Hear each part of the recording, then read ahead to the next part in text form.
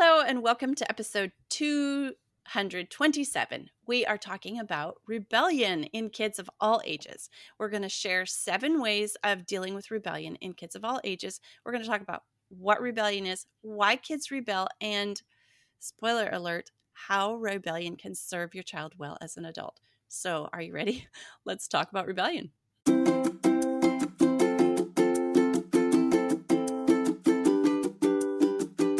Hello and welcome to Outnumbered the podcast. I'm Audrey. And I'm Bonnie. We are experienced moms to a combined total of 19 children. In our weekly episodes, we explore relatable topics using our perspectives of humor and chaos. Tune in for advice and encouragement to gain more joy in your parenting journey.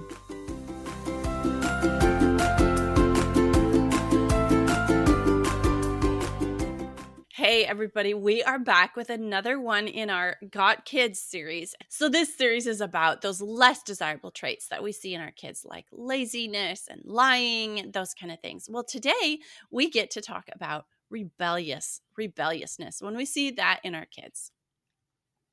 Yes, and I was thinking as we were preparing for this episode that rebelliousness is probably one of the main reasons that people struggle with the idea of teenagers so much and struggle with teenagers themselves. And you guys know we love teenagers and we are on a mission to make everybody learn to love teenagers. But we're going to talk a little bit about why this rebelliousness comes up, honestly, the importance of it, and then how to survive when you've got a rebellious child. So I will share a story of one of my children who I know is going to give me a run for my money. She is only 8 now. But she does things that make me just a little frightened for her teenage years. We're going to see how things pan out. But the other day she went to a dance and she was wearing, a leotard and tights. And I think she had to change into maybe a jazz outfit or whatever. Anyway, she came home with her bag stuffed full of the clothes she had changed out of. And her older sister said, you might want to check her bag for the shirt she was wearing earlier. So I looked in her bag and pulled out this nice fitness activewear shirt that I had given her to wear to dance, cut right in the middle to be this little belly bearing crop top. And I was like, what happened to this shirt?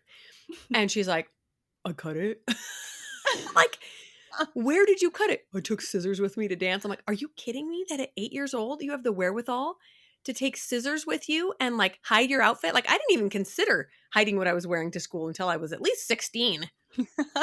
I'm like, all right, that's it. You're done. No more leaving the house. So that was a little alarming. We're going to have some conversations about altering our clothing to not fit our family's values. So, oh my goodness. Oh, that reminds me of my kids the other day. There was like this rash of, we'll call them incidences of, troublemaking and whatever. And finally, I pulled the oldest one aside and I said, what on earth is going on? Why are we suddenly having all this stuff going on? And sheepishly, they said, well, I started this thing called the Rascals Club.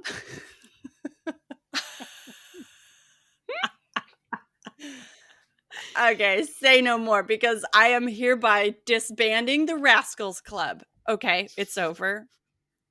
Thanks. So they're just like going about their day making mischief, causing trouble. That is epic. And I'm glad it's not my kids because that's hilarious. Little simple tiny things like I open my grocery list and I find on it,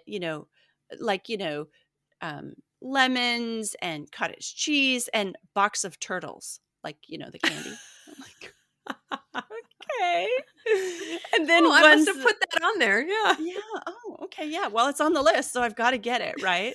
So like little innocent ones like that, and then everything to where the kids end up crying because it's someone's being a rascal. So the Rascals Club was disbanded.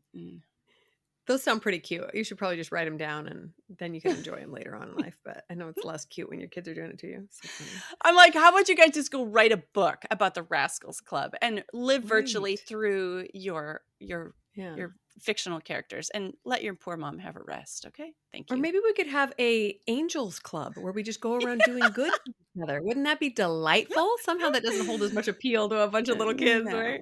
No. And we're about to talk about what is rebellion and why kids rebel. So this is a continuation of the Rascals Club here. So, just to define rebellion as we go, at the outset here, it's resisting authority, control, or conventional, like conventional ways that things are done. So, that is what we're calling rebellion for this episode. Yes. And kids rebel for a number of reasons, and each kid has their different reasons. You will soon learn if you haven't experienced a rebellious kid yet. One of them is actually looking for safety in boundaries and in rules. I know we've shared this analogy before, but when you get on a roller coaster, you push back on your harness to make sure it's secure, not because you're hoping it will give. And that's what kids do when they rebel against rules. They're just testing, is this safe? Like, are they really going to hold up to this? Because I need to know where my boundaries are, right? Sometimes they're just curious. What happens if I do this? What happens if I create a Rascals Club? Wonder if mom's going to buy the chocolates I want, right? There's also just the thrill of getting away with something. Even as adults, we know that that little thrill, that little adrenaline rush when you do something you're not supposed to do is exciting, and kids love that. And then I will also say that there is definitely some useful aspects to rebellion. We'll talk a little bit more about this later, but especially in those later teen years, this is where they decide who they want to become. And like, let me push back on who mom is a little bit, especially in things like, political views or their opinions about things outside of the home. They might just want to play around a little bit with something different than what they've been raised as in, and just try something new on and see how it feels. Yeah. Yeah.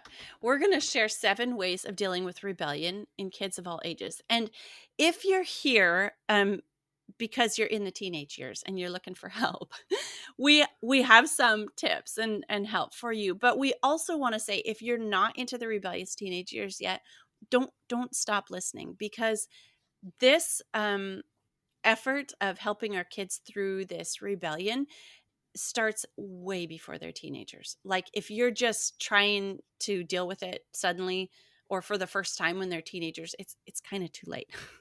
Like, Mm. it's not too late, but you're getting a late start is what I'm trying to say. So, we're going to share, we're here for you. If you've got teenagers or if you're seeing the rebellion in your young rascals, we've got help for both, all ages. So, our first step in dealing with these rebellious kids is to avoid labeling them. I know we've mentioned this in other episodes, but it can be difficult to do, to immediately think, oh, this kid's going to cause me trouble. I already said it. I already said I've picked one out, right?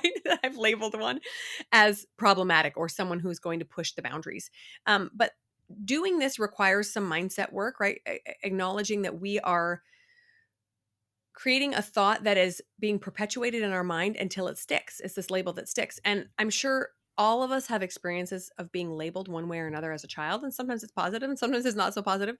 And those labels can cause some damage later on. And it can actually induce more rebelliousness when the kids see themselves as the rebellious child, right? So, first ask yourself, what do you think about rebellion? How do you approach that? Is it like this horrible, awful thing in your mind? What if you could change those expectations or those thoughts and views on rebellion? What if you started looking at it as this normal, natural thing? Could that help you in eliminating the labels that you might want to stick on a kid? Yeah. Yeah, that you said it so perfectly, but labeling a kid sets them up for future failure, because if you've labeled them, even if it's just in your mind, as the rebellious one, it's going to become a self-fulfilling prophecy, both because you're looking for it. So you've labeled it in your mind, and now you're looking for it, and your brain is good. It'll find what you're looking for, right? If you're looking for good, and if you're looking for non-rebellious things in that child, you'll see those too, because you're looking for it. Your brain's a good detective at finding what you're looking for. And then also because that child knows, like, you don't have to say anything. They know what you're thinking, what your expectations are of them. It'll just come out. And so then you're right. They'll just like fulfill that prophecy for you. Yep, I'm rebellious, so here I go. I'm rebelling again. Yeah, yeah, exactly. And just as a reminder, there were some positive reasons for a rebellion that we mentioned earlier. Curiosity, which is totally normal and healthy in a child. Trying to test those boundaries, figuring out where they're safe and where they can push back. This is also a great place to remember that there are some personality types that are just more rebellious. What's the book that Gretchen Rubin wrote about the different tendencies? I can't recall. We'll have to link it in the show notes. But she talks about one of them being a rebellious type. And we've had conversations about this because my husband is actually this type, which is hilarious because he's like the most straight laced guy ever. But when everybody likes to do something, he immediately thinks, I'm not going to do that. Or I'm going to think differently about this thing. If everybody loves one thing, he doesn't love it. Right. So just to acknowledge that this is a normal, healthy way to be. It may just be more in their personality to be a little bit more rebellious. Consequently, these kids and adults actually tend to be more convicted in their own views because they have pushed away anyone else's thoughts and they're not just absorbing them like a lot of teenagers do. They go out and find the truth that they believe in, and then they are very committed to it because they didn't just get it because all their friends were doing it. Yeah. That is such a good way to look at it. Like, look for the good in a child that, okay, so maybe it's not just you labeling them. Maybe there's, concrete evidence that this child will always, you say right and they go left, right? And so, but think about how that is going to serve them later in their life. We're going to talk about that um, at the end here. Okay, so number 2, look at yourself. In what ways are you rebellious? And I'm not saying, are you rebellious? I'm saying, in what ways are you rebellious? Because everybody has something, right? Do you speed? When a rule comes down or a law is made, are you like researching it and finding out why? What about alternative choices and decisions? I'm, pointing the finger at me here because of all of these alternative birth and homeschool, and all those are like a rebellion or a resistance of the authority or the conventional way to do it. Your political persuasions. 50% of the country basically is rebellious against the other 50% of the country, if you're looking at it politically, right? Yeah. Yeah. So there's a lot of ways. So ask yourself, look at yourself, turn the eagle eye on yourself. In what ways are you rebellious? Yeah, and this isn't meant to, like you're saying, to condemn or anything, because a lot of what we're calling rebellious is something that we really feel strongly about, doing things differently than other people. In fact, maybe even instead of calling a child rebellious or seeing them in that way, we just call them questioning. We just call them seekers, right? Those who are looking for the right way of doing things for them. And yeah, homeschooling and home birth is a great example of doing things that conventional, or traditional, the ways of doing things is not like that. And yet we feel like it was the right choice for our family. So what a wonderful way of looking at it for a child who is pushing back on your rules instead of just always thinking, oh, why can't you fall in line? Just looking at them as, wow, what a powerful set of opinions you have. What a powerful personality you have. You're going to go out and find out what's right for you, and you're not going to be wishy-washy about it. I think it's great. And yes, obviously, if we talk about this in our every Got Kids episode, is turn the mirror on yourself, right? If there's something that your child is struggling with, or you are struggling with your child's personality trait, maybe your kid's just following your own example. That could be a good thing, could be a bad thing, depends on what we're talking about, right? But nobody can obey every rule. None of us are perfect. We make mistakes all the time, and we know even as adults that thrill of that comes against rebelling, that comes with rebelling, right? Like resisting against authority is always seen as cool. The cool kids at school are the ones that ditch school or that maybe sag their pants a little too low, like they're kind of pushing the boundaries all the time. So just acknowledge that, and it helps you to understand your kids a little bit better instead of always being frustrated with their behavior. Right. Thinking about rebellion like in that lens and looking at yourself, we realize that the difference is our thoughts when our kids rebel against our authority. Like that is when really like it goes against us and like we don't like it and we call it rebellion, is when we see it in our kids and it's against our authority as a parent. That's just true. It's hard to say it. It's hard to accept it, but it is true. Right. And here's a great place to remember too that we don't have all the answers either. The way we parent is just the best way we know how. And in the next generation, we might kick ourselves and think, "Oh gosh, I kind of did that wrong," right? Just like we probably think we our parents did some things wrong, and so we're, changing things a little bit. So, just because they rebel against us doesn't necessarily mean that there's something wrong with them or that they're choosing the wrong path. It could just be that they see a better way of doing things, and they might be right. You never know. Uh, Okay, tip number 3, question your own rules and know your why. Because if you don't know your why now, you're going to have to come up with one. You're going to get a kid, at least one, if not all of them, asking, but why? But why do we do it like this? And you have to have a reason. Now, I'm not saying, I know we've addressed this before on the podcast. We're not saying it's not okay to just say because mom says, because sometimes that's that's the reason, and you just don't have the time or the energy to explain it all, or the kid's not even mature enough, right? Sometimes they'll ask, well, why can't I go into the bathroom alone in a public place? Well, because mom says. Just trust mom. Right? Not gonna explain it right now. Right. But as much as you can, have a conversation about why these rules and even like the laws of the land exist. So your child can start thinking, oh, I see that this happens because of this. And if we weren't to do this, this could happen. Explain things. If you see a car accident, you can explain, wow, I wonder if something went wrong, right? Because usually, if we all obey the traffic laws, there aren't accidents. But when someone runs a red light or someone turns without looking, then these problems occur, right? And then you can also teach them in these conversations just the importance of standing up for your beliefs, even if they do go against some laws and things that you're seeing. That within reason, we can push back on authority and say, actually, I don't think this is right. I think that maybe I want to get involved in the government or whatever else is going on around me that is instituting policies that I don't agree with. Yeah, yeah, you're right. Sometimes a rebellious kid just doesn't understand the why behind the rules. So, like your daughter, your 8-year-old cutting off her shirt. Maybe she just doesn't understand why. And she sees other kids in dance doing that and she doesn't understand Hmm. why it's your rule. So, Yeah, maybe we a had a good situation. talk about modesty after that. Yeah. I thought maybe I just haven't explained yet. Yeah, yeah, right, right. And sometimes we have to be patient to explain our why. Your bathroom one was a good example that like that's not the time and place. When you're going across a busy street with a kid and they have to hold your hand, it's not the time to sit down and patiently explain sitting there in the crosswalk why we have to hold mom's hand. Okay, right? There's a time and a place. But you're right, the conversations need to happen and it starts with us knowing our why to start with. And sometimes we'll look at a rule and we'll look at our why and you'll be like, oh yeah, that one's really stupid. All my kids are pushing back on that one and it's just kind of dumb and I'm Let's let tired it of go. Yeah. enforcing it. Yeah, that's Mhm. they're right. Yeah. It doesn't make you less of a parent because you've said something or you set a rule and then you start getting pushback and you question the why to change it. I think it actually kind of sometimes makes you a stronger parent. Do your kids see that you Yeah. can adapt and change?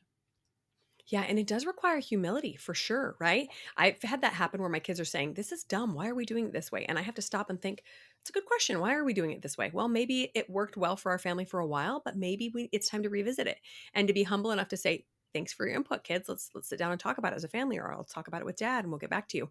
And as families grow and change, rules have to grow and change as well. So that's important to realize that they have to adapt for your family. The rules are for your family, not the other way around, right? Right.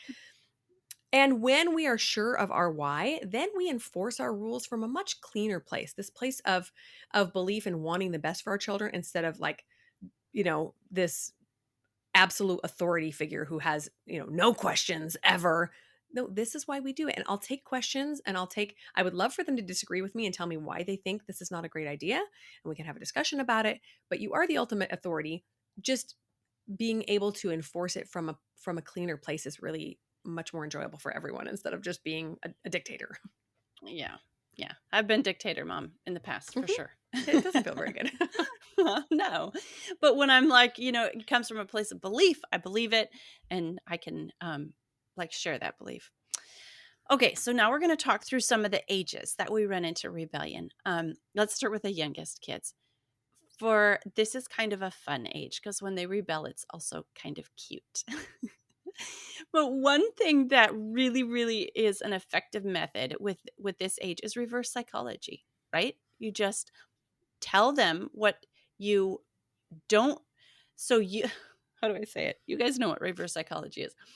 You say that you don't want them to do what you really do want them to do, and if they're Mhm. like got a little rebellious streak in them, they're going to go do the thing that you want them to do anyway, right? Yeah. Yeah, this works so well with like 3 and 4 year olds because that is the first time that they're really kind of exerting their own independence. We've talked about this in the potty training episode, right? That's their first chance to show you, I'm not doing that. I have my own, free will and I get to choose now whether I want to mess my pants or not. It's maddening, but that's totally normal and natural. And so to be able to use this reverse psychology on them is kind of beating them at their own game. I love it. It's so fun. And it, something like, don't you dare eat that broccoli. No, no, don't do it. Right. And they get this, and they know that it's a joke. They really do. But Yeah. they get this thrill out of going against what mom says. Right. It's just really easy and fun way to lighten things up and get them to do what you want. Fun is the key here because it allows us to be like the fun parent and have fun. Like rebellion is kind of fun for them. So we get to have fun right along with them and not always be the enforcer of rules. I don't know. That just makes me like so tired when I have to, because I said so all day long. Yeah, It just makes me really tired at the end of the day. And I don't right. feel like a good parent. I don't show up in the way I want to be when I'm not fun. Yeah. Yeah, it's exhausting. Okay, so number 5 for the next stage of kids, those a little bit older ones, we like to allow safe rebellion. Okay, so I know we've discussed this concept before, but when kids have the chance to take appropriate risks, it helps them in the long run. It actually helps them to take fewer inappropriate risks later on when they're allowed to get this rebellion out in a way that doesn't hurt them long term or doesn't hurt them a lot, right? So we'll give you a couple of examples, but this can be difficult if you're a first time parent or a relatively inexperienced parent because you just think, no, no, no, no, but I don't want you to, right? Like you have to obey my rules. But it's kind of like letting some of the fights go so that the big important things stay protected. Yes, that reminds me so much of our episode. We really kind of dove, dived, dove.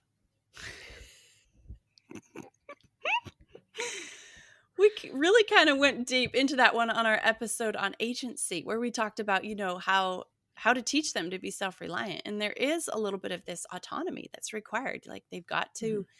they've got to learn to, do it without mom sitting there holding their hand. So, oh, here's some cute examples. Like after the lights go out, reading under the covers with a flashlight. Like I saw this mom posting the other day, and she was saying, do you think your flashlight never runs out of batteries? Like, who do you think is like replacing those batteries, keeping it going? Like that's Like, like I safe know what you're rebellion. doing with that. Yeah. Yeah. Yeah, yeah. At the park, like climbing up the slide instead of sliding down. Kids get a thrill when they're doing it the wrong way. Hmm. Eating dessert Hmm. first sometimes, maybe even some books like the dangerous book for boys or the dangerous book for girls. Those kind of um, safe, safe rebellion things are definitely encouraged in kids. Yeah, I think that agency episode goes really hand in hand with this one. If you have not listened to that one, check the show notes, listen to that one as well. That will kind of help you put your mind, give you the right perspective of why this is so important for kids to make their own choices. This really takes practice as a mom to just choose your own battles. That is a real thing. A few other examples that I like to use are allowing kids to, for the most part, pick their own clothes and their own hairstyles, right? So we had a little bit of a conflict on this recently. My 15-year-old wanted a hairstyle that I thought was hideous and not very clean cut. And my husband was like, what's it going to hurt? He doesn't even go to school. Like, just let him have his hair the way he wants for a while. So I did, even though I threatened to cut it every night when he went to bed. So maybe things where, especially when they can really express themselves. I mean, within reason, obviously, it's okay to have your family values. I'm not going to let my kid walk around naked or whatever. But allowing risky play, like you said, climbing trees, hanging upside down from things, allowing them to experience basically as many natural consequences as you can, because then that takes you out of the position of mean mom. And instead, they just learn life. They just learn life skills. I hang upside down from a tree, so fun, unless I loosen my grip at the wrong time, and then I fall and it hurts. Right. And sometimes it really hurts. Right. But we can't protect our kids from everything. And then they learn a lot about gravity and they learn a lot about their muscles and what they can do and what they can't do and what they're willing to risk and what they're not willing to risk. It's so powerful. Yeah. Cause and effect or scientific experiments, right? It's Mhm. it's Yeah. learning. They They're have to doing learn science to out there. Yeah. I know. They have to learn to make those connections. Yeah. Okay, let's move on to the preteen years, like early teens, preteen and early teen. Okay, here's something maybe it's going to sound weird to you, but rebel with them. Defy authority together. Be on the same team. They're going to do it. Do it with them. Yes, this can be a really fun one. And again, goes back to what battles are you willing to pick? We had a specific age when my girls were allowed to choose whether or not they wanted to get their ears pierced, and I wanted to be old enough that they could make that choice themselves, and they had some knowledge and whatever could experience the consequences of this. And recently, one of my kids asked to do it a year early, and I was like, what does it matter? It was just totally arbitrary. Let's do it. And so it was like this really fun thing where we got to bond, kind of breaking the rules a little bit because I decided it didn't really matter. That I mean, it was an arbitrary age that we chose, and she was so excited and so ready, and it's been really fun. So you get to decide where and how you want to do this, but allowing your children the opportunity to rebel, but not against you, right? You guys kind of do it together in this fun way. It's kind of the next level of safe rebellion, and it's totally harmless. It's some a way that you guys get to bond. My husband is a master at this. He needs to get on I the don't podcast and teach us his I ways. know, I know. But for example, like I can't even explain how he does it so well. But it's like he makes them want to rebel with him somehow. Like, okay, so for example, mom's I'm gonna go to town and the kids will just start like sniggering and looking at each other and there's all this side eye going on and elbowing to dad and then be like, and he'll be like, "We won't have any fun while you're gone. We're not going to do anything wrong. It's just going to be fine, right?" And you just know this is like this. All this little stuff is being cooked up while you're gone, and they'll like eat ice cream, and they'll like get on the computer and play games when they're not supposed to, and they're like, it's all under with dad, and they're like being the rebels with dad together.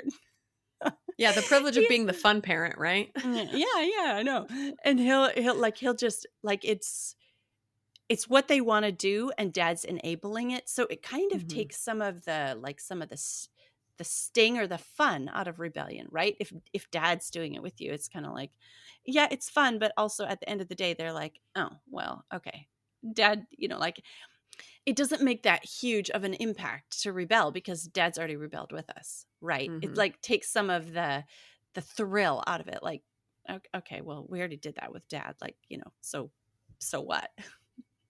Yeah, I'm glad you mentioned that because really in those earlier years, it can be just a fun way to bond together and like give them a little bit of that thrill while you're bonding. But it stops working so much in the teen years because they really want to rebel against you, right? Like, of course, doing those fun things together is still enjoyable. But the teen years is when they're like, oh no, now I'm going to do stuff that mom and dad don't know about because that's where the real thrill comes in and where I really get to push back and see if these are the choices I want to continue making, right? So, obviously, we set boundaries. And again, we get very specific about what battles we're willing to fight. And some kids, you're not going to have to fight hardly any. They're going to go right along with the rules and not cause a lick of trouble. And other ones are going to fight against everything you set down. So be very clear about what you're willing to fight for, right? And some things like eating their vegetables with dinner, obviously that's a more of a younger kid thing, but how strict do you want to be on curfew, right? Because there are going to be kids that are going to push back so much that you're going to have to decide this is a battle I'm picking, right? Or whatever it is. Um, Knowing they're going to rebel is going to help you a lot. And hopefully by this time, you've built character into them to the point where they're not going to do anything that's going to harm themselves or other people. They'll be able to rebel again in a safer way that gives them that need to be their own person without harming themselves. Yeah. With other children at home, you have to uphold a standard. You can't, because you have a teenager rebelling, suddenly let go of all your rules, right? It's your home. You have a right and you have a duty to set and keep the rules. It's just you have to allow, I don't know, sometimes we say to our younger kids, "Well, how come so and so gets to do that?" Well, it's like your day is coming. They're a teenager and you're not a teenager yet, but you Yeah. will be someday, and then you get to choose. I will say here that you can allow certain rebellion, and again, this helps a lot with the younger kids, but even the teenagers sometimes just need to do those things, and you can give them like parameters. So let me give you an example. When I was in high school, I was very straight laced. I followed all the rules. I had a little bit of rebellious streak, but very little, right? And I remember my mom telling me once, "Look, I don't care if you ditch school. Just let me know that you're going to so I don't get panicked when the school calls and tells me you're not there." And I thought that was such a cool thing for a parent to do, to just know that it's normal for a teenager to want to skip school. And she just wanted to make sure I was safe and that she knew that I, was someplace not dead in a ditch and she could go about her day knowing I was just having fun with my friends instead of going to school. So if you can allow kind of some parameters like, hey, I get it, you don't want to do this thing or whatever, but my rule is you do have to at least let me know where you are. We have smartphones now. You do have to keep your tracking, your GPS tracking on so I can find you or something like that along those lines. For the more rebellious ones, this might not work as well because they don't want you to know anything about what they're doing. So you do have to decide ahead of time what rules are the hard and fast ones where we are definitely going to hand out consequences for. And that gets tricky with some of these kids. It does. But you know what? But if you've been doing the things that we're talking about with the younger kids, the rebellion is not going to be as severe in when they're teens because they've already gotten some of it out of their system. They've learned that cause and effect, that, consequences for actions, and they have a great relationship with you. They're not the rebellion isn't necessarily against you in their teenage years. It's more against authority and against ideas and who they have been and who they want to be, and like all these things they're exploring. And so that's why we really encourage playing with some of this rebellion in the younger years. Okay, so we want to mention how rebellion can serve an adult well. Maybe you've been getting some threads of this in what we've talked about so far, but um, we need rebellious people in the world. This country was founded on the rebellion of the Rebels, patriots yeah. against the British, right? We need people who question authority when it's wrong. What if Mhm, everybody just blindly followed the rules and everything that came out of the government? We need people who are rebellious because they are the leaders of future change that this country needs. mhm. And we don't get political on this podcast, but I want to say that this country right now, today, could use some rebellious people to make some much needed changes. Yes, and I think that by doing these tips that we've shared with you, we can foster that healthy rebellion and ask them to really, again, instead of being the dictator that's like my way or the highway, we just have a conversation with our teens and say, tell me why you're thinking that way. Tell me why this doesn't seem fair to you. I totally see where you're coming from, right? And be willing to back down with your own authoritarianism a little bit to hear where they're coming from and be willing to listen and open up a little bit to what they're trying to say. And then you can foster that healthy rebellion where they want to go out and affect change and make the world a better place because they know that there is nobody with ultimate authority except God on this planet, right? Like that there is always room for debate, there is always room for change, and being able to encourage that healthily in a child, it's so powerful. You get to send this amazing adult out into the world who wants to change things, right? So, a few other ideas for teaching rebellion in a way that will serve them well as an adult.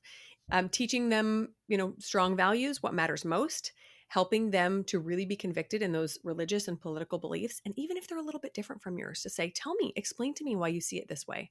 Well, that's so fascinating. I love that you believe so strongly in that, right? And then also showing them that power of choice. Like, you know what? This is your choice. I'm going to let you make that choice.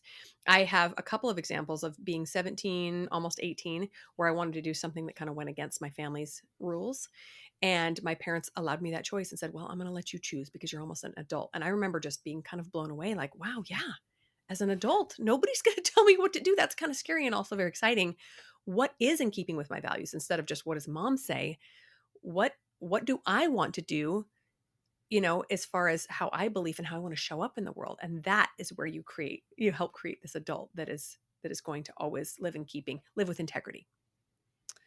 Yeah. Those are such good thoughts about, like, it's hard to think when our kid is rebelling against us that rebellion is a good thing. But I want I want to encourage you, um if you have a child that's rebelling, don't make it about you. Don't take it personal, don't make it about you. Separation must happen. It's got to happen. And I'm pretty sure you can think of someone in your life that you observe or that you have a relationship with that has not, no, let me say it this way. The most unhealthy relationships come when there is a dysfunction in that separation of parent and child. Mm, So it's either, like the parent isn't letting the child separate or the child isn't wanting to separate. Like, such dysfunction and unhealthiness comes into relationships when, like, we want our kids to grow up and be independent mhm, of us, and that makes the most healthy, well-adjusted kids. And rebellion is part of that because they have to separate. mhm. They have to examine why they believe what they believe, and that starts with examining what we've taught them and why. And so it's like, just don't take it personal. It's not about you. It's about them and about them discovering who they are in the world. Oh, that's so well said. And I also love to sometimes think, well, sometimes it's painful to think this way, but sometimes I like to think about how my kids will be different from me when they grow up. I think they might marry someone that I don't see any good in or that I like struggle to relate to, right? They might choose to have no children. They might choose to live in a place that I can't see any wisdom in living in. They might educate their children differently than I did. They might, live a different political leaning or this or that. Their lives could be completely different from mine, and I will still love them and hopefully accept them as best I know how, even if they end up vastly different from me, because I have taught them everything that I think is important and I have allowed them to make their own choices. And I think that's the crucial final thought that I want to point on is that above all, their power to choose is the most important. And the only reason I know that is because God allows us our power to choose, even when we do stupid, terrible, awful things to each other. It's still important that we make these choices for whatever reason. I'm not sure I fully understand that right now because I'm like, really, really, you're just going to let people do this? I believe that honoring their power to choose is even more important than enforcing the right choice because they have to learn it on their own. As much as we might want them, we cannot take that from them. We cannot force them. And when we try to, it very often backfires. So allowing ourselves to let go and them embrace that power to choose and us to embrace watching them fail and stumble and succeed and be the adults that we hope them for them to be. It's an amazing journey. It's terrifying and scary and sad sometimes, but it's also so beautiful.